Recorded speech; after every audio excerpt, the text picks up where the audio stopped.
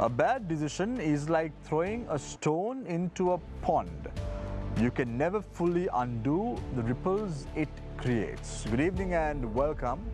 This is Face the Nation. Our topic of discussion today is the land of the midnight gazettes. How can you put an end to corruption in our island nation? Joining us this evening on the show are Manjula Gajanayaka, Executive Director, Institute for Democratic Reforms and Electoral Studies; Attorney at Law Lasanthika Hettiarachchi, Advocacy and Research Manager, Transparency International Sri Lanka; Attorney at Law Asela Kalugampitiya, Director, Centre for Evaluation, University of Sri Jayawardhanapura, as well as Attorney at Law J.M. Vijay Bandara. Joining us this evening on the show to pose questions onto my immediate left is Niresh Lethambi, Consultant English News Director at Newsfirst. As always, you too can join in as far as the conversation is concerned. The number to WhatsApp your messages is 076 656 5353. The number once again, 076 656 5353. We'd love to take those questions to the panelists as the show goes along. So let's start off with Manjula Gajanayaka, Executive Director, Institute for Democratic Reforms and Electoral Studies, on our topic tonight: how to put an end to corruption in the land where there is always reversals in terms of gazettes. Your time starts now. Yeah, actually now we are telling that Sri Lanka is a bankrupted country. It is a fact now. But when we are searching the secret, the behind reasons for that, actually there are, we can observe, we can highlight several issues. The one of things actually that what you mentioned, that the sudden decision made by maybe executive president as well as ministers, that is the reason. Then at the moment actually we do have 21 cabinet ministers, 38 state ministers, while the president is having 3 or 4 portfolios. Then considering these facts actually where we are now, the thing is actually that we are gradually strengthening the executive presidency while we are undermining the parliamentary democracy. This is the main reason. I would like to highlight one of decision made by a verdict actually made by Justice Mark Fernando earlier. In the case of Manil Fernando and another DM Jayarathne, Minister of Agriculture and Lands, at that time actually Justice Mark Fernando highlight the minister cannot order the issue of a section 2, we can forget it, that to notice unless he has a public purpose in mind. That is the most important word, public purpose in mind. But we can't see that the most of decision taken by even president, maybe ministers, actually we can't see the specific word made by highlighted by Justice Mark Fernando, public purpose in mind. That is the major problem prevailing at the moment. Manjula, I can recollect when you were here last time, we were discussing about an election. That was the time that we were talking about a local government election, and you were very skeptic that elections won't be held. However, today, Ranil Wickremesinghe announced in Parliament next year would be an election year, and there would be national elections, which is the general election, as well as a presidential election. Is this news to you? Does this sound like music to your ears, or what are your thoughts now on Not this? at all actually. Still let me to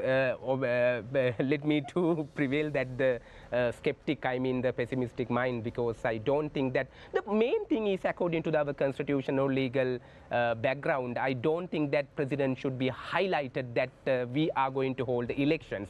But when he highlighting that fact, we shouldn't forget that the main thing, because we already behind the election calendar, and we almost, I mean there were 2 elections have disappeared almost, provincial council and local government. But I would like to say that still they are trying to postpone the election, because that's why they have appointed the presidential commission to oversee the matters of electoral reforms. I mean, they have given a time frame mandate, but still they are trying. As you very well aware, actually they have used 32 tactics to postpone the election. Maybe the appointing the presidential election may be the 33rd tactic that used by our president. Then I mean it is not a new news, and also they are trying to postpone the election as much as possible. So you are trying to say that those who are waiting to change government next year, they will have to wait longer now. Maybe it is not a surprise under this presidency, because actually they are trying hard to do that. Then if they can use the, I mean, I don't say that, I mean, they can use the judiciary, but I mean, actually they will use maximum what they can. That is the main reason. Right. Thank you very much, Manjula Kajanayaka, Executive Director for the Institute for Democratic Reforms and Electoral Studies. I'm now moving my attention towards Attorney at Law Lasantika Hettiarachchi, Advocacy and Research Manager, Transparency International, Sri Lanka. Yes, I will actually start with what you said, bad decisions, right? The gazettes and the bad decisions. So what happens when these bad decisions are taken is, it's in a way is breaching the public trust that is imposed on public officers, because they are not supposed to be taking bad decisions. They're not put there to take bad decisions. They're supposed to take decisions in the public interest, like Manjula mentioned. So when the persons that are put there by the people to take decisions on behalf of people, when those decisions are bad decisions, what we are seeing is it's one of the most prominent forms of corruption now, which is abuse of power. Because for you to deliberately keep churning out gazettes, and if they turn out to be bad decisions which has an impact on the economy or the fiscal economy or the people, you're abusing and misusing that power that is entrusted upon you.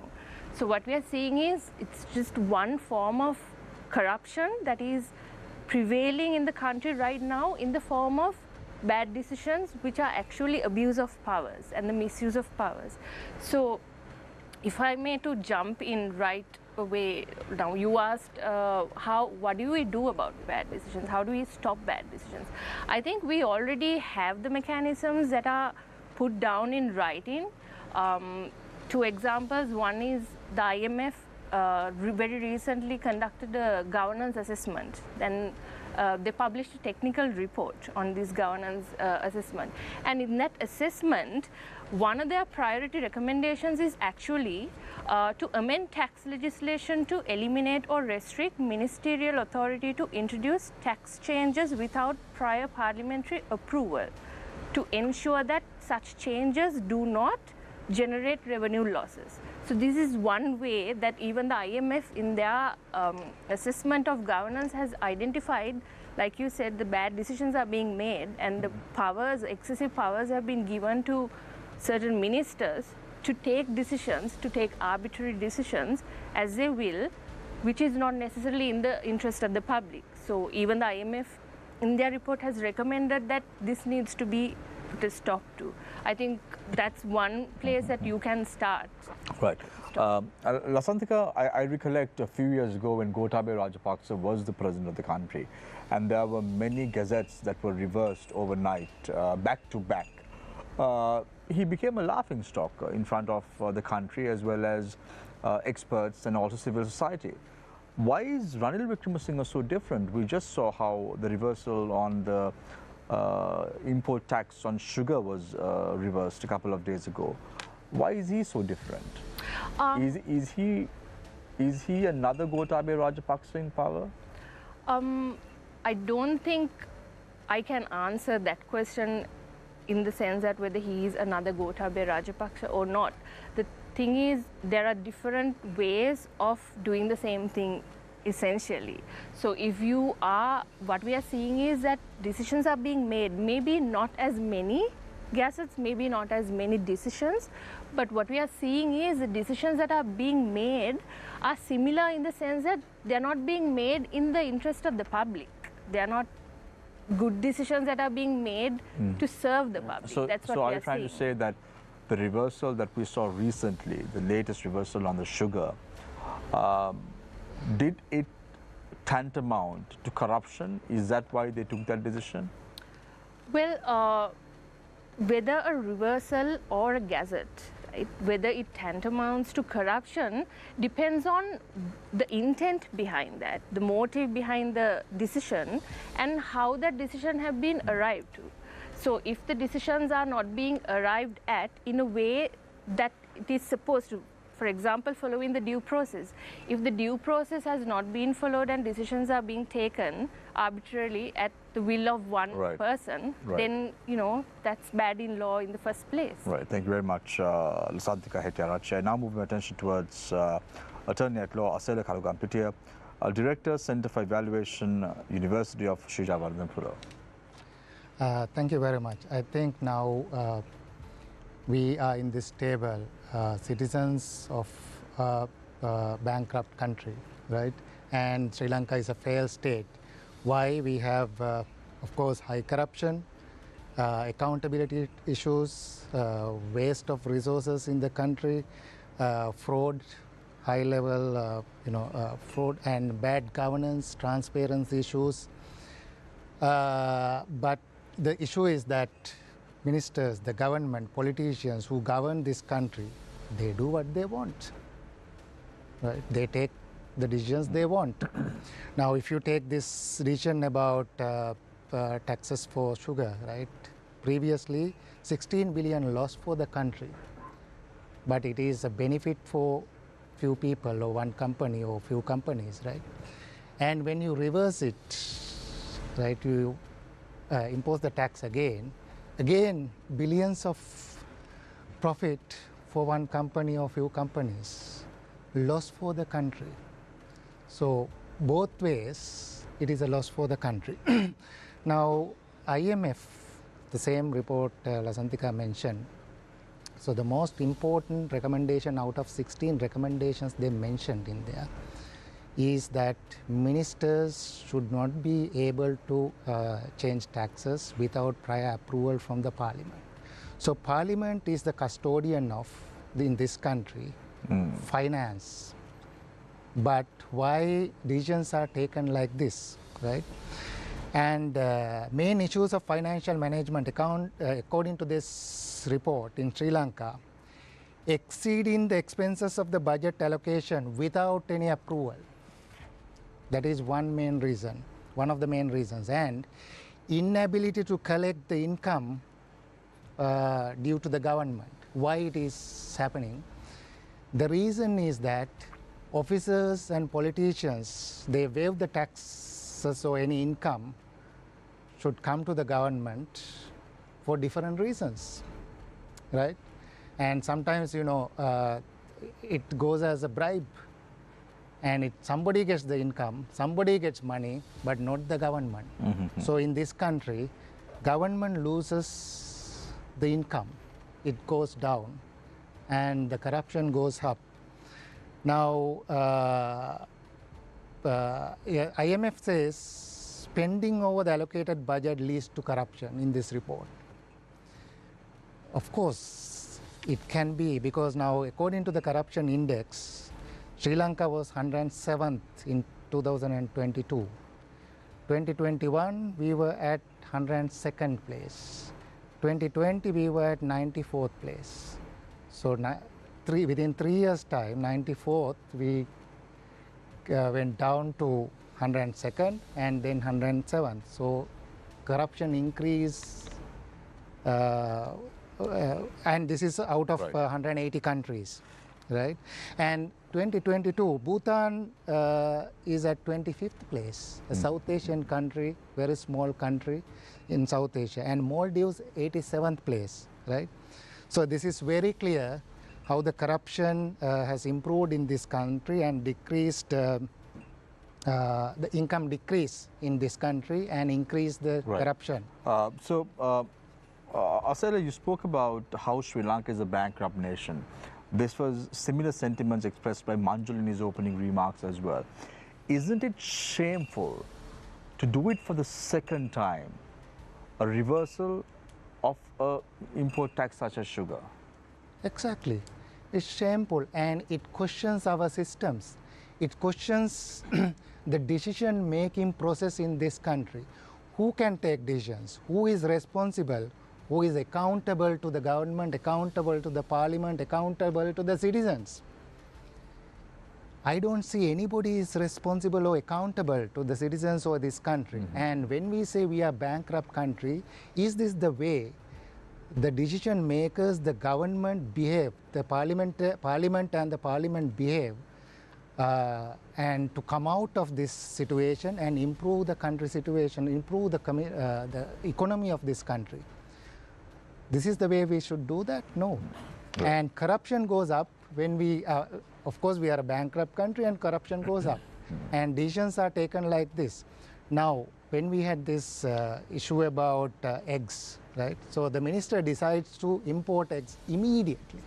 And 11,000 egg producers closed down their businesses in the country. What should the minister do? Actually, minister should support them. Now they have, issues about feeding the food for, animals and those things. So the minister should resolve those issues rather than immediately taking the decision to import eggs. And this is, of course, this decision, is definitely a loss for the country because some people make big profits out of this, right? Thank you very much, Marcelo, for your thoughts in the first round. We, of course, will delve deeper into these issues as the show goes along. I now move my attention towards Attorney at Law, James Vijay Bandara. What are your thoughts on our topic tonight? Yeah, now, if I commence with referring to the recent Supreme Court 5-bench judgment about the responsibility for the economic collapse and economic maladministration. From 20th Amendment onward, when I come to this table, I've been insisting one fact, that is, there are two avenues in the arena of laws. One is the law that governs the subjects. The other area of law is law that governs the rulers, the organs of government. What we are mainly lacking is the rulers are not governed by the existing system of law. Therefore, there is a total collapse of the government system. So we can sit here and propose, come up with so many suggestions. Those will be useful only if there is a proper system of governance in terms of the constitution. Those back letter laws are there, constitution also there. But if you take last 2-3 years, this system has not been obeyed from most senior top-level officers attached to the three organs of government. If I quote from Supreme Court, in this recent judgment, it says in one place, in this regard, it is pertinent to note that at all times relevant to this application, that is economic collapse, the central bank was placed as an institution coming within the purview of Minister of Finance. At no stage the fortitude of the finance minister was held by the president. But in fact, the president had been intimidating every time with the affairs of the central bank when he was not the Minister of Finance. And all the officials had kept silent over that. Nobody has come up and said, no, you can't do it. That is the minor level. Now, after Aragalya, this election of this president and having a mixed opposition and mixed government cabinet, that has created more worse situation in the country, because there is no proper system, no proper order from president to ministers of cabinet, then the secretaries, and then union ministers and chairmen of institutions like now cricket. The cricket board chairman says something, minister says something, parliament says something else. And speaker sometimes say if parliament resolves something, it becomes the law, whereas constitution doesn't say that. Parliament can express its view only through an act of parliament, signed by the president or if after signed by the speaker. But the speaker himself say if we pass a particular resolution by simple majority, it becomes the law. Supreme Court has no authority. And if you just look at how parliamentarian acting, I mean, they openly criticize violating the parliamentary procedures and traditions and conventions, judiciary. We don't know which part is correct. But they have gone to the extent that like small kids in a preschool, they're quarreling each other. These three perhaps executive and legislature are fighting against each other. They are blaming judiciary. The judiciary cannot, there is no forum for the judiciary to answer. So we have gone to a level, a total lack of discipline in governance. Forget about what people do on the street or roads or pedestrian crossing, the normal criminal law violation or family divorce. So those are not matters. What matters is whether we have placed a system by the constitution, whether that system is been adopted or adhered to by the three organs of government. But today even President Ranil Wickremesinghe said in Parliament that making detrimental remarks over court decisions is not in the best interest of the judiciary in the country. Yes, he himself did so many times. He himself did it so many times. At Norelia, at some other things, he said that in front of judges, he said that you all can't resolve, I am the one. So then, while cases were pending, I mean, that's the level of lack of discipline. So getting back into this sugar scam that took place recently, Mr. Vijay Bhandari, if you look at it, I recollect on the 17th of April 2022, last year, the National Audit conducted a special audit, and they determined that reduction of the taxes from 50 rupees to 25 cents incurred Sri Lanka a loss of 16 billion rupees. Now, this is the second time that this is happening, where it's a reversal from 25 cents, it was increased to 50 rupees, and we saw those prices were slapped on the existing sugar in the market as well. When are we going to recover this money? This is not small money that we're talking about. This is not pocket money that we're talking about. This is big money. Public money. Public money. How are we going to recover this? Until such time that we place the governance system in place, nothing will happen. Right. Thank you very much. That's my simple answer. Thank you very much, Attorney at Law James Vijay Bhandara. As I said before, to my immediate left today is Niresh Eliathambi, Consultant English News Director at Newsfirst. Missing last week, Niresh, and back this week. Yes, Took a break. Yes, well, I thought I'd give you a break. So the ball is in your court, literally. Thank you, Shameen. So let me ask my first question from Lasantika. Accountability, transparency, responsibility, all these phrases, these words, they are in fact concepts, very noble concepts. But are these concepts completely incompatible with our practice of midnight gazettes? Well, the simple answer is yes, it is incompatible. It's in complete contradiction of transparency, especially accountability and responsibility, right? Because just to look at the impact of these midnight gazettes, so what does it say when it's a gazette that has been arbitrarily published, a midnight gazette, where there is no process that was followed, or we don't know whether there is a due process that has been followed. So the impact is that there is lack of accountability, like you said, because there are decisions being made, a lot of decisions are being made, but like he mentioned, there is no accountability when it comes to the impact of those decisions later. There is no accountability. There is no person who's coming and saying, yeah, I published this gazette, this was my decision, and I'm accountable for this. So we only see decisions, we only see gazettes, we don't see any accountability, and we don't see anyone taking responsibility for this ad hoc or arbitrary decision making. So lack of accountability is one, and then of course transparency. Now, people are not privy to the information on which these decisions were based on. We don't know what the justifications that were used, what data that were looked at, what expert advice, whether expert advice have been sorted, whether was the risk assessed before taking these decisions. I think that's why we see a lot of examples where these decisions completely very directly impacted the economy itself and the fiscal governance of the country. So there is no transparency. And when I'm talking about transparency, it's not only gazettes, right? If we take cabinet decisions, they're not all published. We are not all privy to all the cabinet decisions that are being taken in the country, especially related to fiscal decisions. So we are only privy to what they decide that people should see. So there are a lot of decisions that have been taken behind the doors, so to speak. Well, Lasantika, you said that people are not aware as to who reverse gazettes or who puts out gazettes. Just now you just mentioned. But it's quite clear who does it. We know it's a government department of printing that prints the gazette, but they are not the authority that is responsible.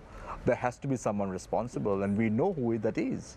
What I actually mentioned is that people are not aware about how these decisions were arrived at. Before you take a decision, what were the justifications, what were the reasons, and what was the intent, what was the need to take that decision, what were the data that was used, what expert advice was sought, and who were the stakeholders that were consulted. Before taking these massive decisions that impacts the whole economy, what did you do to arrive at that decision? Whose decision was it to take this decision actually? That is what people don't know. But don't you think the government in power is vested with that responsibility? Of course, that's what I'm saying. There are signatures, there are names behind the decisions and the gazettes when they are being made. That's exactly what I mentioned. But when the decisions are bad, when there's an impact on the decisions, there is no one taking accountability. Because at the end of the day, Lakshika, the buck has to stop somewhere.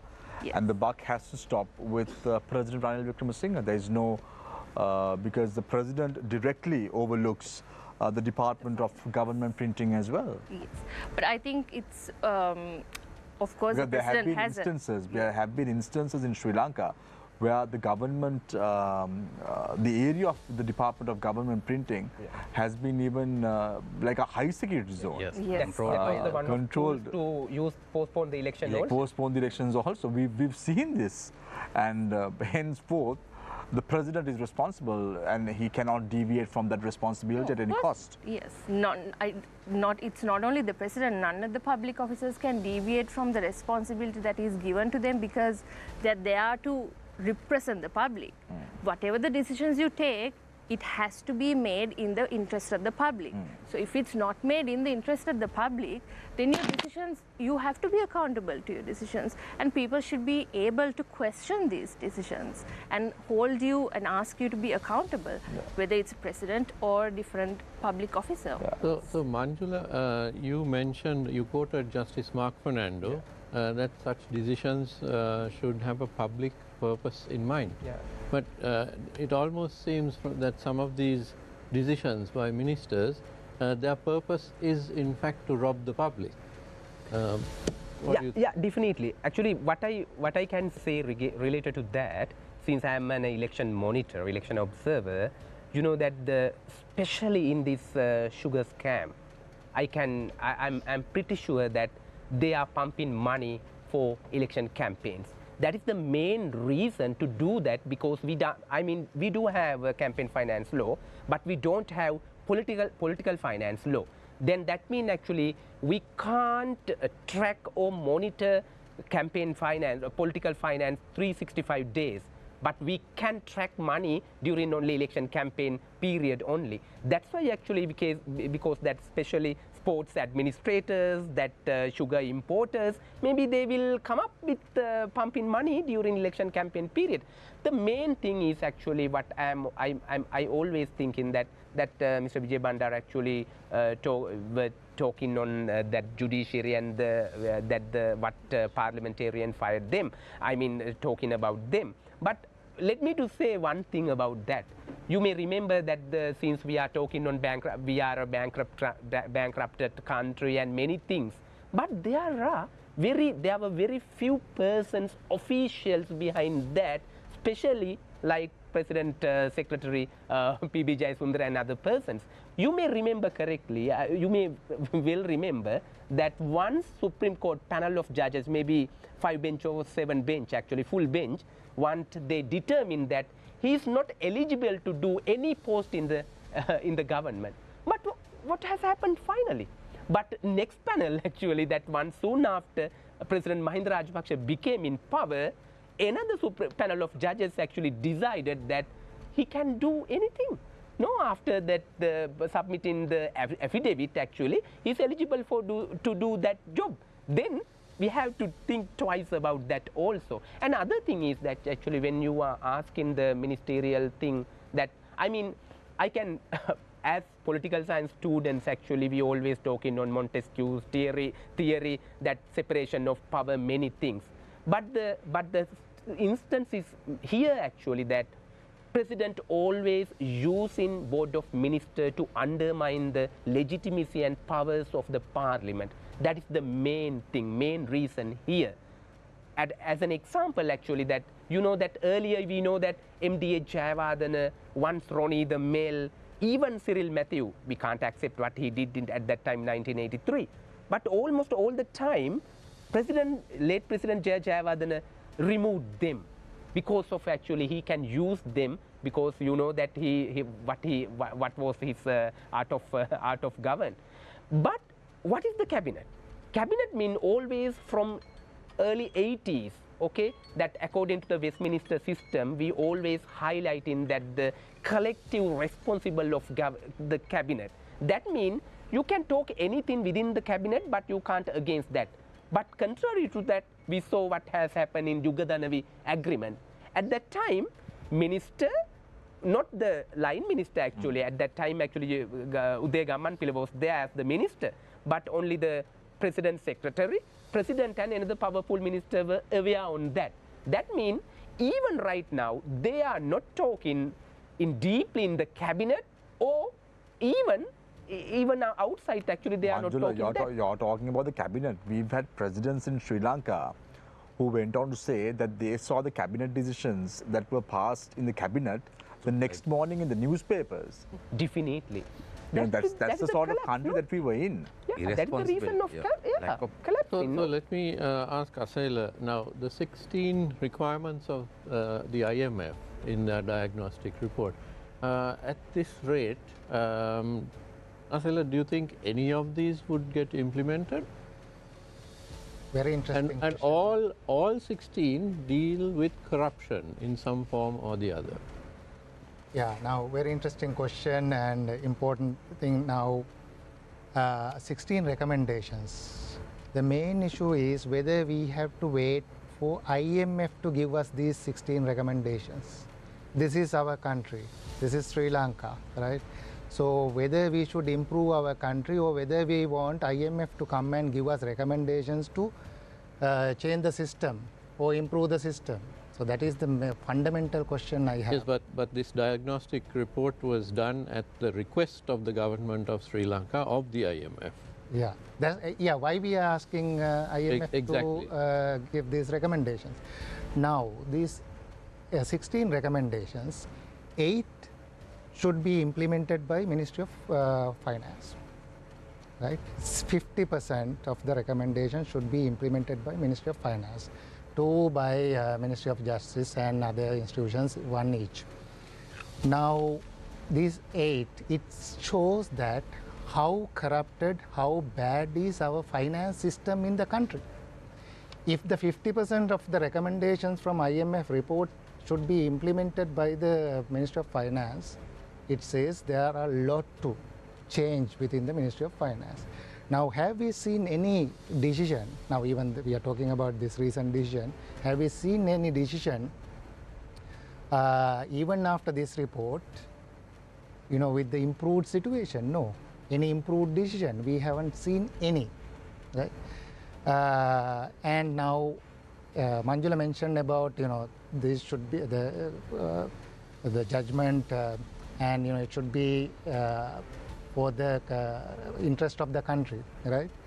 Now, these 2 decisions definitely came with interest of the country. First decision about sugar scam, they said, we want to give some kind of concession to the consumers, the citizens. So that's why we are deducting the tax, 50 rupees to 25 cents.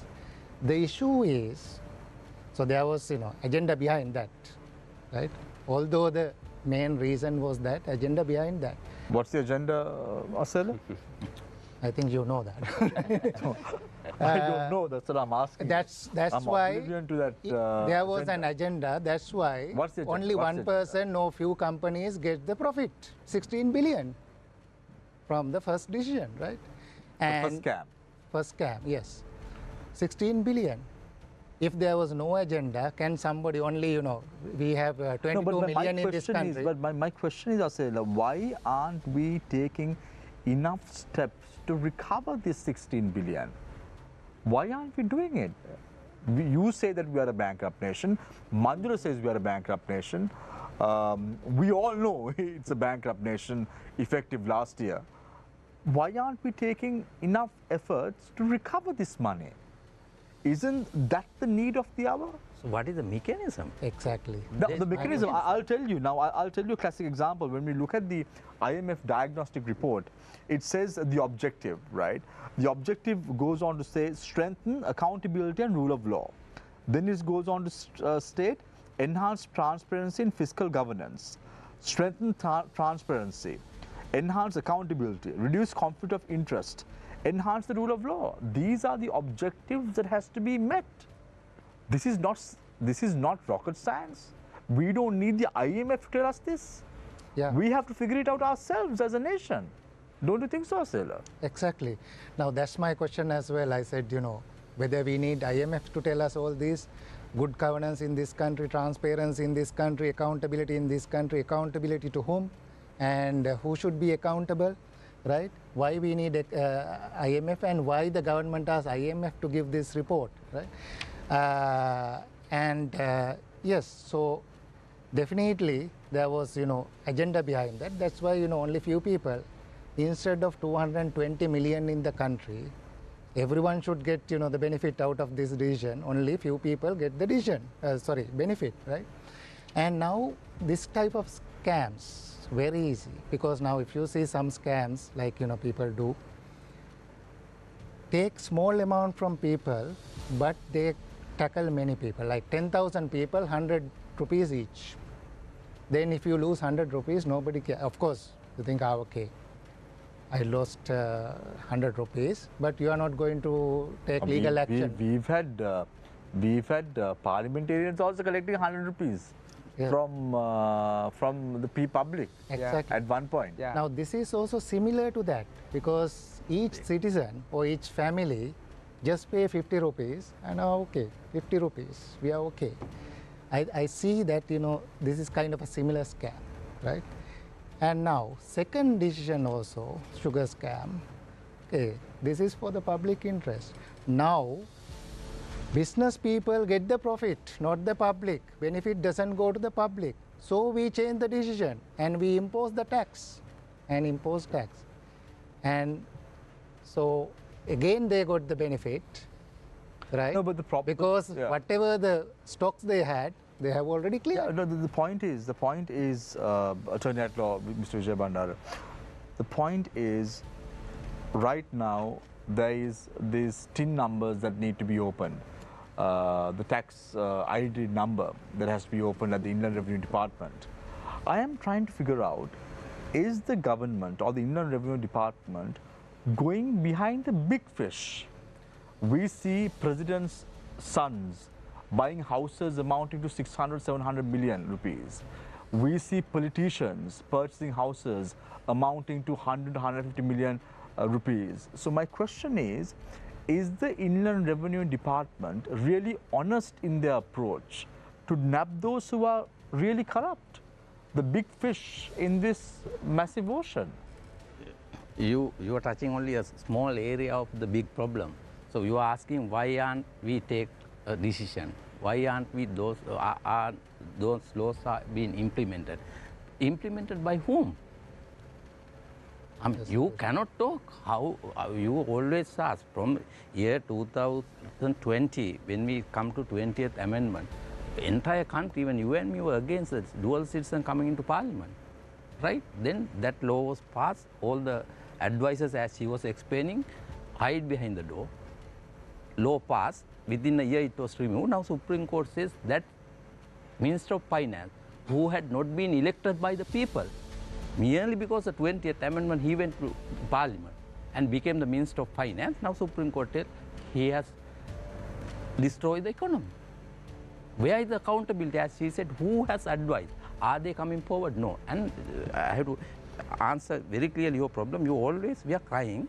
Why aren't those laws are being implemented? Now, 15th of September, we talked that this anti-corruption law came into operation. Speaker has signed. Now it is in the drawer.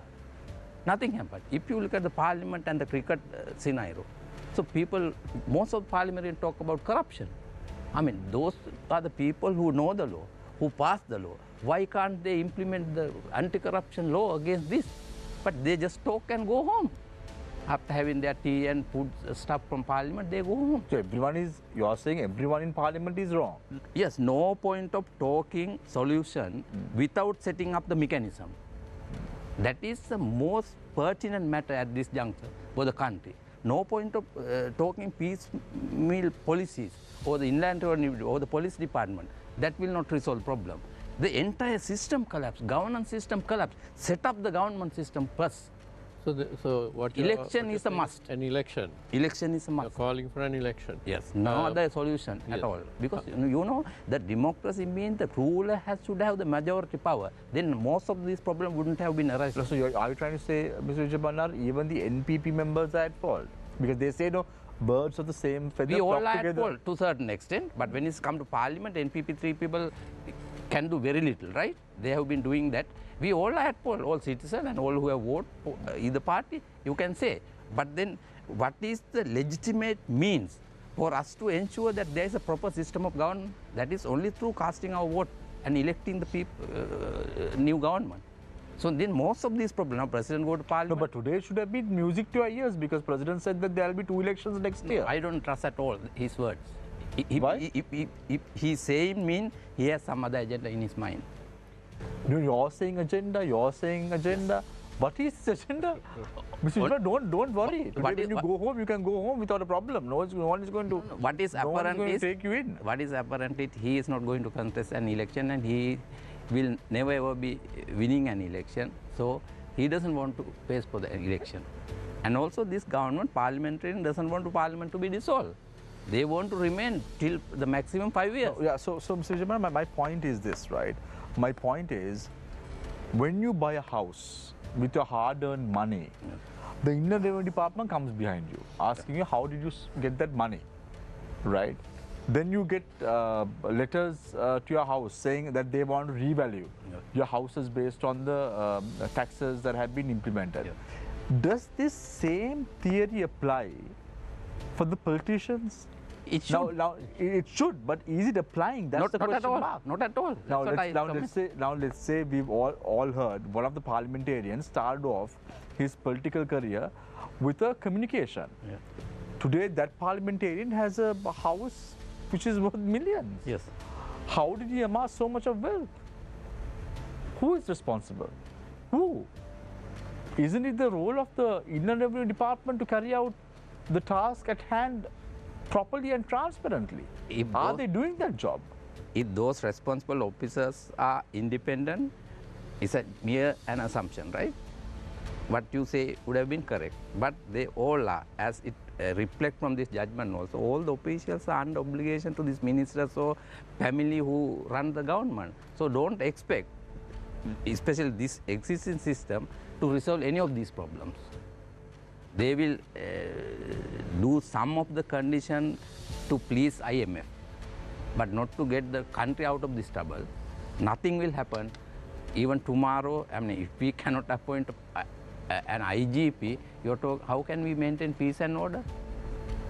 How much of time we can waste over here talking why that law is not being implemented? Useless. We can talk. Nothing will happen. I mean, to whom you talk?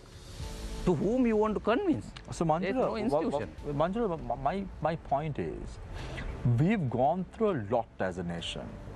Last year was the pinnacle of it. We ousted the government. A new president came into power. The way in which he came into power is under contention by a lot of civil rights organizations, but let's park that aside because that was through a democratic process at the end of the day.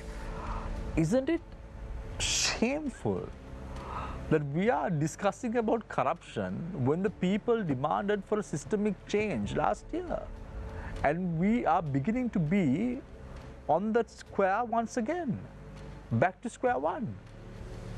Yeah, I think actually, according to my observation, the first thing is actually still we are maintaining the executive presidency. That is my viewpoint, because you know that Mr. Vijay Bandara correctly said that the mere point, I mean, he's expecting that at least to reduce corruption, that the government, if government officers are working efficiently, that we will be able to do, I mean, at least to the low down that. But the thing is actually, Shamir, the thing is, let's say that after that demonstration and everything, now we are asking elections. We are moving to election next, maybe 2 national presidential and parliamentary election. Even we are going to have an elections, I don't think that this vicious vicious circle will be changed. The thing is actually, without laid down a proper mechanism, even meaningless having elections, because we are doing the same thing. That's the main thing. Another thing is actually that, yes, it is how hundreds of thousands of people were gathering at the Goldface Green and asking the system change. But the thing is that still they have forgotten everything. No, but that effort that took place last year seems to be a waste. It it has not changed anything in Sri Lanka. The reason is actually, at that time, at least, if we had the elections at that time, you know that there was a huge demand for transparency and accountable governance. Actually, we can do something. But you know that there's a vicious circle. People also adapting to that, because they have forgotten everything now. The thing is actually, there should be a culture, naming and shaming. You ask always the pertinent question, Shamir, that there should be a mechanism. I mean, additionally to Panjula, what is this naming and shaming in 1993 when President Chandrika Bandaranaike Kumaratunga came into power? What did she say? But after that, people what forgotten happened? that, no? No, what happened? Tell me. She said that she will bring everyone to Goldface and name and shame those who were responsible. Did that happen? Yeah. Tell me, No, Panjula. actually, But even when you name them, they don't seem to have any shame. No, it is true, but it may be not 100 people or 1,000 people. But at least this recent court order really sets a good precedent in the Sri Lankan judiciary, because at the end of the day, a decision was taken and there was naming and shaming. Now it is up to the politicians to take the next step forward, whether to revoke the civic rights of these individuals or not. That is up to the parliament. Yeah, it is true. We don't have a But mechanism do you to think take. that will happen? No, I mean, the thing is that actually, Because what you know that is happening right now is, you scratch my back, I will scratch your back. yeah, it is true. Can we expect from a slavery parliament? I mean, the parliament was totally rejected by the people. Now they're just trying to hanging in power against the will of the people. They are the main enemy of the people. So that's why they got a solo person as a president. Technically, black letter law say it is democratic, but it is unconventional, against the convention. I mean, when you don't have the majority in power, what is the succession president mean? The prime minister can be appointed, because the prime minister means the person who holds the majority command in the parliament. But what happened this time? So that's a rap tactic adopted by those who have been chased out by the people. Those who have been chased out, but they have adopted rap tactic to put the country in a worse situation. Yeah. And they think always people are their enemy. I don't want to use they are people representative anymore after the Aragale. And the prime minister and president had been removed by the people, voice of the people. Thereafter, you cannot call them as a people representative. They are people's enemies. That's why they adopted this rap tactic, get a single person appointed, and they are mutually coexisting. But I'm trying to become the devil's advocate, Mr. Jamanlal, because there is no government representative per se. But when you look at last year, right, what you hear from the government officials is the fact that last year we were in queues. We were fighting for gas. For a cylinder of gas, we were fighting for a cylinder of gas. People were dying in queues. But that is not seen now. Do you have problems in pumping fuel? When you go to a fuel station now, you tell them, pump a full tank. Done and dusted. They will do it without any hesitation. Anybody? So the people seem to be have forgotten, what the corruption was, what the systemic change that they wanted. Now it's on the back burner. But you're the only one, because the NPP seems to be, you represent the NPP as well, Mr. Vijay Bhandari. Yeah. I don't hide. You all are criticizing the government. Are you every happy? time. Are you happy that Don't ask me whether I'm happy. to I'm get your fuel disgruntled. done at the world market price? And now are you happy that electricity bill go up day by day? No, but people are not coming to the streets you anymore. cannot say that people are frustrated, right? No, they are frustrated is waiting to different. expect that. Frustration is different. Coming to the streets is different. No, people may be democratically waiting till the opportunity comes, legitimate expectation. Now, Mr. Vijayvannar, we keep talking about democracy and we keep talking about the 225 in Parliament and, of course, the presidential election. But that's only a very small part of our country's democracy. What about the local government elections? What about the provincial council elections? Now, today the president spoke about the two big elections, but aren't these other two elections just as important? They are equally important. They are equally important, and President has violated the fundamental. If you read this judgment and this President's conduct to postpone the election or not to have the election, he is the biggest human right violator in the country. If you read this judgment and compare it with this President's conduct, postponing election, saying that no election was declared in Parliament, he said, and manipulating the government press and not releasing the funds. So if you read... You're saying Mr. Vijay Bhandari through anger, because at that time NPP was gaining some traction. No. I mean, why should I am a citizen? Maybe I am belong to a political party. I mean, shouldn't every citizen be angry? Shouldn't be them. All should angry for not affording an opportunity for them to cast their vote. Should it be only NPP?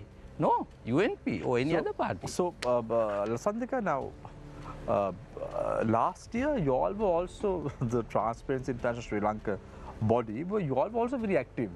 Last year you all were issuing statements, you all were very vocal, but suddenly you all are also hiding in seclusion. Very difficult to find you all actively participating in issues of this sort. Why is that? I am going to very respectfully Disagree. Shamir. That is not the case. Tell me, praise us, make us cognizant as to what is going on. As far as Transparency International Sri Lanka is concerned, we have not taken a step back in the fight against bribery and corruption. In fact, so the recent court judgment is one of the cases is where we were also petitioner. So I think as a watchdog, as an organization who is doing its best to tackle corruption, to tackle and try and fight against this kleptocracy that we are in, the state capture situation we are in, we have done so far whatever we can in the legally possible all avenues. We always take all avenues, and litigation is one of that. So we have never taken a step back in the fight against corruption. I think now, just like all of them mentioned, it's up to the citizens, it's up to the parliament and the relevant responsible institutions to take it forward. Yeah, now, but what there happens, is a historical judgment that has been given. I agree, but what happens usually in a democratic framework is, first of all, the media raises its voice, then the civil rights organizations make their point, and that's how the people are given that information as to what they should do as a next step. Henceforth, the civil rights organizations like your organization has a big role to play. I know you all did a petition in terms of the recent judgment as well. I'm not denying that, but I'm saying, but you all have to play that active role, isn't it? Of course, we are continuing to play the active role. What I'm saying is the citizens and all the other responsible institutions also have to join in. You know, you can't only expect civil society to always do the job. Exactly. So you need, we are talking about a kleptocracy, Shamir. We are, now you asked earlier why these things are not being resolved. Why is there no election? Because we are in a situation of state capture where the country is being governed by a set of people for their benefit, for their gains, right? So it's very easy to under-resource institutions. It's very easy to not go by the rule of law, not follow the due process, change the laws and the policies of the country to benefit you and to create that culture where you're impune. There's impunity to whatever you do. And then there's also fear mongering. No, but what I don't understand is, Santika, you know, let's take what happened on this cricket matter, which is under a lot of discussion now. A government cabinet minister says that the cricket board, which is under his purview, is corrupt. And then you have the Minister of Tourism saying, yes, he knows that it is corrupt, but that has to be solved internally. And then you have the Minister of Energy who's saying that this is a problem. We have a cricket World Cup that's coming up, under-19 cricket World Cup, that is to be hosted in Sri Lanka. So let's get that first to the country. What nonsense is this? You have 3 active ministers punching each other and trying to knock one of them out. That's So called what can you expect? What can you expect from the parliament? What can you expect from the cabinet? Why aren't they talking and talking about the differences in the cabinet? Why are they doing it in parliament? I just don't understand. Well, the thing is, Shamir, there is no political will to actually govern, right? There is no political will to govern the country in a democratic manner, in a transparent, accountable manner. So what we are lacking is a political will, because obviously when you're in a kleptocracy, in a state capture, what is absent is that political will that we are looking for. So none of these are going to be resolved when there is no political will, when there is no public interest in mind. So when you say political will, when you have 122 members in parliament voting in favor of a budget, isn't that political will alone? Can't they do something about it? The political will has to be for the public interest, right? Not just political will for other interests. So For their gains. When they want to pass a budget, they do it. Exactly. When they want to sideline someone, they do it. When it benefits you, if there is political will, that is not because we saw how the democratic Public Utilities Commission chairman was removed. Exactly. So when it comes to there we fancy when someone is stepping the line and not in the line that they want, then they take actions accordingly. I say that this is sad. You know, we come in every week on this show, try to raise the government's eyebrow on what's happening around the country. We saw the manner in which how the Terrorism Act was brought in and then removed, and now being discussed to be brought in again.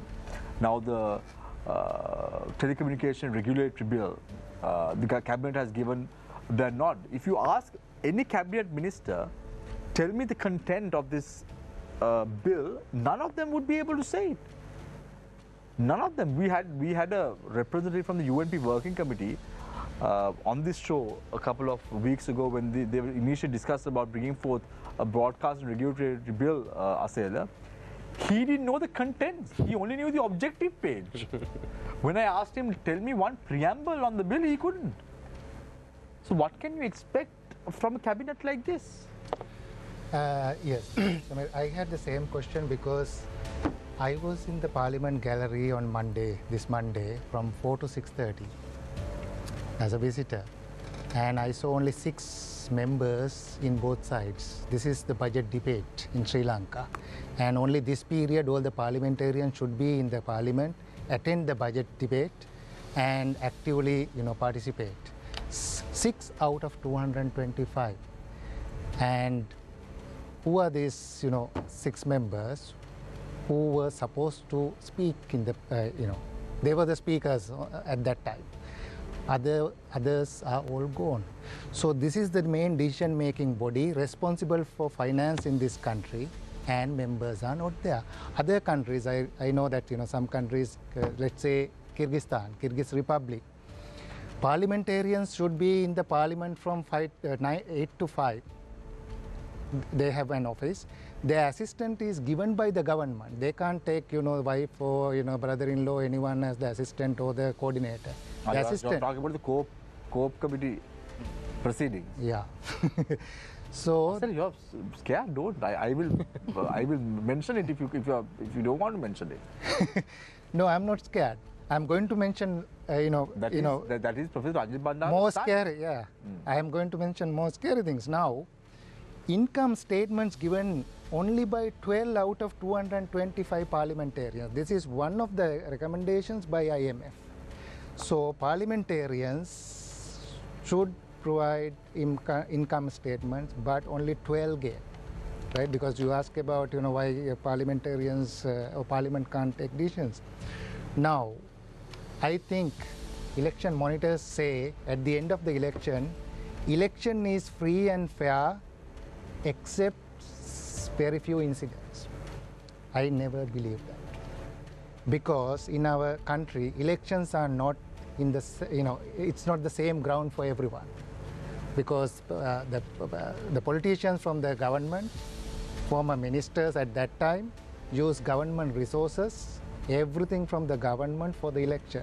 So how can it be free and fair, right? So, Asela, are you sounding a warning that next year's elections, which, same thing will happen. They won't be free and fair? No, none of the elections. Of course, in my life, and even if I see elections happen before I was born, I don't see any is free and fair, because it should be fair ground for all the candidates. But Manjula and then after election is always announced the same free and fair. Free and fair, Manjula? except Partially free but not fair. right, except few incidents. That's what they say. I have never heard, Manjula, your organization saying that when you were working at CME, EV also that it was not a free and fair election. I've never heard you all saying that. I'm sorry to say it. Have you all said it? You all have never said it. Now, regarding local government elections, there were 80,000 candidates. 20,000 candidates have various allegations. 25%. I don't believe this number. I think that should be more than that. 20,000 candidates out of 80,000 local government candidates have various allegations: giving contracts to relatives, misuse of public funds, and low quality of projects. Roads and all completely low quality because of corruption, right? And Shamir, also you asked about whether why can't Inland Revenue Department officers cannot do the needful and collect taxes. IMF report says there are 2,000 officers in Inland Revenue Department and Customs Department. No single action for any officer in last several years, although some of the officers say there is high corruption within these departments. So if the officers are corrupted, how can the government collect taxes due to this is government income? If the government can't collect taxes and it goes to somebody else's pocket, right? You don't collect the whole money, the whole amount, and percentage will go as a bribe to somebody's pocket. This is the situation. So politicians as well as the officers are corrupted. That's why the government doesn't have enough income and take decisions like that. All right. So I just want to, Asal, so hold you on for a second. I want to, we've got a question from one of our viewers. What cannot be cured has to be endured. Sri Lankans have a high tolerance for corruption. Is there or will there be a way out, Lasantika? Well, the question is very correct about high tolerance for corruption, Shamir, because inherently we have nurtured this culture of corruption in the country. So now here we are talking about grand corruption, right? But if you talk about corruption anywhere, people will always say there is big corruption happening. What's the point of looking at these small, little petty corruptions without always going after the grand corruption? So the problem with that is that we have allowed a culture of corruption in the country. We have nurtured this culture for so long, it has become almost normal for people to give a bribe, right? You will hear people say, but you can't get things done without a bribe. But you will also if you really want, you'll find so many people who get things done without ever bribing. It's not that it's impossible. It's just that you have to have that culture within you, the discipline within you to not ever like walk into the corruption or the bribe. So the problem is this culture has already been built. It has been nurtured to an extent where now when grand corruption is happening, when corruption is happening in a large scale, when massive abuse of powers are taking place, people didn't even question it until it became too late. We've tolerated corruption for so long until it individually impacted us. That's when, the Aragale started. But Lasantika, what is the solution? Is it to keep going after the small fish, which seems to happen from time to time, or is it to go after one or two of the big fish and lock up some of the cabinet ministers or someone like that? What is the example that has to be given in order to set this straight? In order to set this straight, we have to start from the bottom, because we are living in a culture of corruption. You have to have discipline to not give in to corruption and bribery, and that needs to be instilled in people when they are kids, right?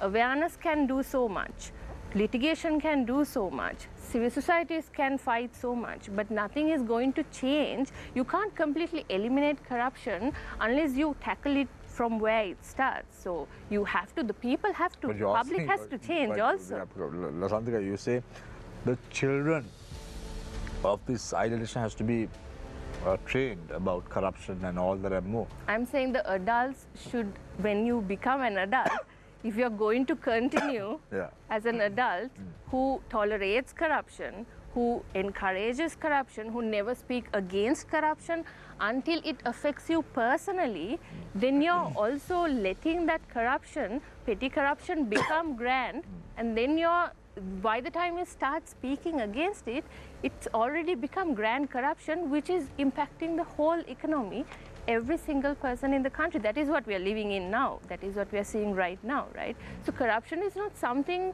you can tackle by only fighting against one person. It might be a politician.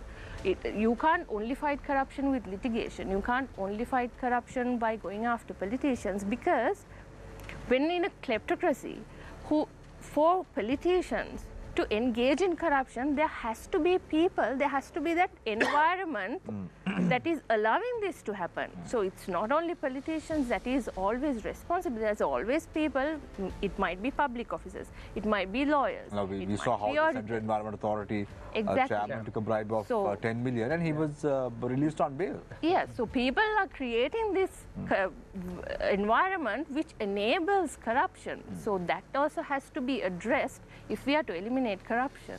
Yes, but you're asking an entire population to change, which will take a long time.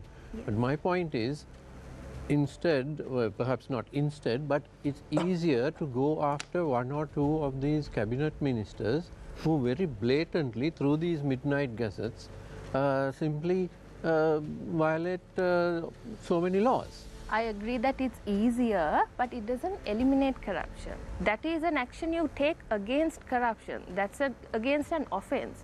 Now you're trying to punish the person who did an offense, committed corruption. That doesn't eliminate corruption. That doesn't fix the problem of corruption. Wouldn't it set the example for the rest of the cabinet?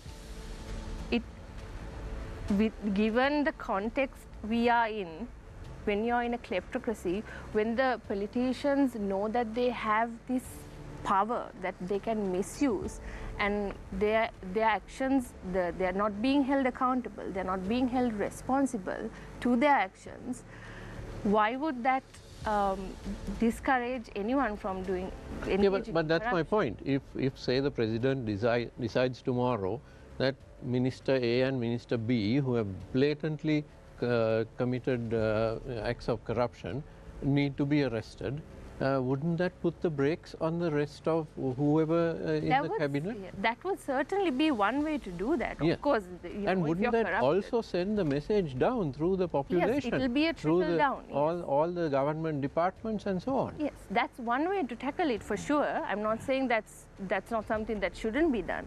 What I'm saying is to answer your question, to eliminate corruption, to address corruption, that is one way you can address. But to eliminate, that is not the only way. So yesterday, Niresh, I happened to have met this individual who was a celebrated lawyer in Sri Lanka, now working in Hong Kong. And then he posed a question to me saying, Shamir, why shouldn't we pay taxes? Because we on the show always say that the tax regime, the pay tax regime is quite high for professionals. As such, professionals leave the country. So he tells me, interestingly, he tells me that we have never paid taxes properly in Sri Lanka, pay taxes properly. So henceforth, the government introducing the tax regime to 36% is good enough, because at the end of the day, we have to at least start paying now. My question to him was, Mr. Vijay Bandara, paying taxes is not the problem. Paying the taxes and going into the wrong hands, which facilitates corruption, is the problem in Sri Lanka. Exactly. I fully agree with you. So again, we are ready even for some increased taxes. I mean, we are ready to pay if the system is placed properly. As your question about the exemplary governance is what is we are lacking right now. So I disagree. I differ from my sister that she says this should start from the bottom. It should first show that you have to build up the trust between the people and also fear of deterrence. That if you do this, this is what is going to happen. When you are having ministers who have been convicted by High Court and still hold the ministry's portfolio and they talk about law, discipline, then people lost trust of the system. So what we have to begin with, establishing the people trust with the system, then from top to bottom we have to go. Certainly, I agree with that. We cannot eliminate by punishing top people. The elimination is the last thing that we have to at least commence something. Yeah, but what we have to do is there has to be some sort of prosecution. Yes. Right? Because at the end of the day, if there is no prosecution, if people are going scot-free to what is happening and under their watch, people will repeatedly do it, isn't it, Manju? At the moment, this happens. They will be encouraged to do it more and more. Well, take the sugar scam. There was sugar scam 1 and then sugar scam 2. And it was essentially the same scam in reverse. Yes, we can expect another round of sugar scams because national elections actually at least that if they are going to conduct national elections, then that you're saying there will be another sugar scam? Yeah, because actually they need money, because those scams actually behind money they are. But why do I get the feeling, Manjula, that whoever is responsible for this sugar scam is funding politicians with what you're saying right now? No, it is the tradition of Sri Lanka actually, that you know that we can't, I mean, since that before 1 year, I mean that before 2021 actually we didn't have any law to prove these, and actually that what we know that is happening. That in the recent times also, that then even though we have a law, campaign finance law, actually I don't think that we will be able to tackle this issue, because the pumping money is imminent, and I mean that it will happen. That's why you always asking that there should be a mechanism. Why we don't have mechanism like that? The thing is actually that they top from the bottom actually, that there's no mechanism because they need money. That's why we are always talking on bond scam, central bank bond scam and other stuff. That is the newest and easiest way to earn money for the election campaigns. I don't think we'll ever hear the news or sound of Arjuna Mahendra, who was the former governor when the central bank bond controversy took place in 2015. He's definitely not going to come to Sri Lanka anytime soon. Why are you laughing, man? Right. So Shamir, it's not just a sugar scam. We had the egg scam, we had the flour scam, we had the whole cake being baked and eaten by these politicians. Right royally. and right royally, yes. Right royal. Anyway, so I want to wrap up tonight's show, but I want to give each speaker an opportunity to sum up what their thoughts are and the way forward for Sri Lanka. Because at the end of the day, talking about the problems alone won't do. We have to look at solutions and how best we should arrest this problem and move forward. So let's start off with... Arrest being a word. Very most important word. Yes. So let's talk to Attorney at Law, Mr. J. Mujay Bandara, as to what the way forward is and what we should do to overcome this problem and move forward as a nation. First, we have to agree whether this is impossible or possible. So we have to be still optimistic that this will be at least partly possible and work for that ends. So if we want to have a proper law and order in the country, foremost condition is the proper system of governance. Last 2 years or so in your forums, I have been agitating that we lack this proper form of governance. And we have to have a system of government, Socialist Republic, Democratic Republic of Sri Lanka, that's how we are called. So we must have elections and must get new parliament and new president elected. Thereafter, that point onward, we have to work for system change without waiting till next election comes. Immediately after the election, and people has to ask, as we all talk about the citizen responsibility, they have to be mindful about what are the policies or policy statement. Now, mostly these policy statements going to be the IMF statement in future elections for some of the political parties. And also, if other parties who are opposing that, they also have to explain, including us, what are the alternatives. So we are ready to come up with certain alternatives. This is, I'm not saying 100% possible to come out this problem, but I'm not saying same time impossible. Still optimistic. Otherwise, most of the young people, even our children, so most are trying to go abroad these days. No hope. That is where we stand right now. So at least we, being adults, we still will believe that this is possible, even partly, and we'll work for that. Right. Australia Competitor? Yeah, I think now the institutions, we have to improve the institutions and also strengthen. Now, when it comes to the parliament, now the budget debates are going on. Now, when the parliament approves the budget, then parliament lose the hold on it, right? So last year, 2022-2023, budget proposals without any information about progress is 70%, right? And 2017-2021, it is 45%. We did not take any action when it was 45%. Now it is 70%. This is a research information, right? And so the total budget was 49.33 billion, and this without progress budget proposals account for 47.7 billion, 97%. There is no responsibility. There is no responsible. Nobody can find out who is responsible, which is the responsible ministry or department for this. So this is the situation in the country. Definitely, parliament processes, parliament as an institution should be improved, and it should be accountable not only for passing the budget. As I said, passing the budget, of course, even parliamentarians are not listening to the budget speeches now. So it should be changed. And the executive, what is the decisions taken by the executive, and whether executive can change anything and exceed the budget even without approval from the parliament is a question. Those should be changed. And politicians should be subject to law. They should be equal like any other citizen under the law. So any legal action needed for them should be taken without any hesitation. And regarding elections and who are we electing to the parliament and other institutions, I said elections are not free and fair.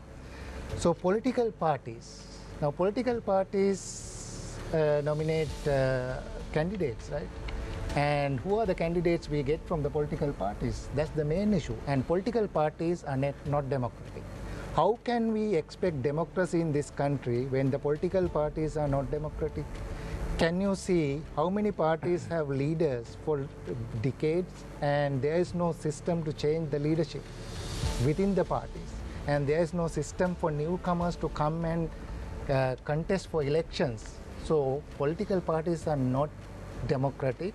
You can't expect democracy in this country. You can't expect system changes in this country if political parties are like that. First, political parties has to change.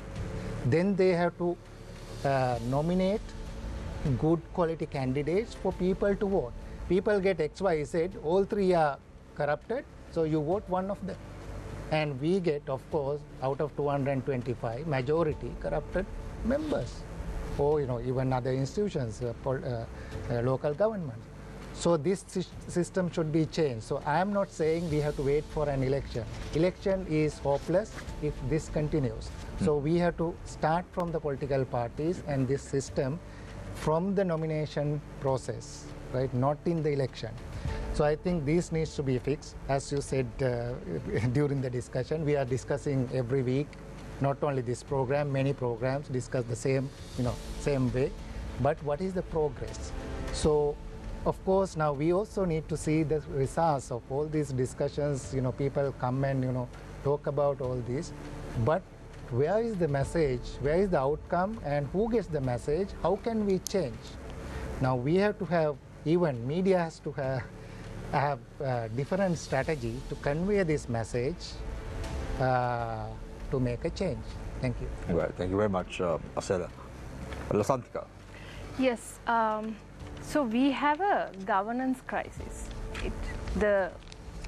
What underpins all this corruption, abuse of power, and the economic situation we are in is because of a governance crisis. So how do we address a governance crisis? Like he said, there has to be good governance, and we have to address a governance crisis for us to come out of this corruption landscape we are in. So now, if there is political will, there is already roadmaps given by the civil society and by even the IMF in the current report I mentioned. Their governance assessment report very clearly lays out the roadmap to cure some of these, like to a good extent, to address some of these governance issues we have. And the civil societies with Transparency International Sri Lanka, Verity Research, PAFREL, Sarvodaya, National Peace Council, and the Centre for Policy Alternatives got together and published a civil society governance diagnostic report on Sri Lanka, which also lays out 34 recommendations, all to resolve the governance crisis we are in. So if there is a political will, if there is an actual genuine need to change the corruption culture we are in, to change the governance to good governance, there is already the ways to do it, the recommendations to follow, the implementations that has to take place, put in writing in black and white. So we only need political will to implement this and to do it, to curb corruption and the governance crisis we are in to a good extent. It will not eliminate corruption fully, but that's a start. Thank you very much, Santika. Manjula. Yeah, even in this show, actually, we always highlighted that though we have this kind of discussions, there's no result. The result mean actually that's why no elections, because at least maybe that what I mentioned earlier, that naming and shaming. Shamir, you may differ from that on this point of view. That my idea is that actually that maybe at least 10 people, 20 people, 100 people, they may be aware on these matters. Even in this show, actually, once we talked about that the thing is actually they are hesitate to conduct even local government and provincial council election because it is a disadvantage for them. That's why they don't have elections. Due to this, I would like to highlight one thing that which I earlier highlighted actually, that since national elections are closer, we can expect that there may be round of scams because they need money. Therefore, I would like to highlight three things. The first thing is political literacy. We need to improve the political literacy of people, not how to vote. People know how to vote, but how to select people. The second thing is actually that independent commissions, actually how to strengthen, how to act not in by words actually, but in actions, independent commissions and even constitutional council, how they differ, what president is saying actually, they should say publicly what is their stance. But unfortunately, they are not saying that. The lastly, my thing is actually, before even next election, we have to gather to abolish, even not as a mere slogan, we have to gather to abolish the executive presidency. The hidden hand of all these things, the thing is actually the almighty executive presidency, not president maybe, no? Executive presidency. Then we need to abolish the executive president even before the next election. We have to gather. Other than that, we will not be able to have a free country. Right. Thank you very much, Manjula Gajanayaka, Executive Director, Institute for Democratic Reforms and Electoral Studies. Attorney at Law, Lasantika Hettiarachchi, Advocacy and Research Manager, Transparency International Sri Lanka. Asira Kalugampitiya, Director, Center for Evaluation, University of Sri Jayawardhanapura, as well as Attorney at Law, J. Vijay Bandara. Thank you very much, gentlemen and the lady, for joining us this evening on Face the Nation. Thank you very much, Niresh, Consultant English News Director at Newsfirst, for joining us this evening on Face the Nation to pose questions from our panelists tonight. I leave you tonight with a quote, as I always do. A stupid person is someone who has the facts, who has the proper information, and still goes on to make the wrong decision. The hat is in the air. Wear it if it fits. Take care and good night.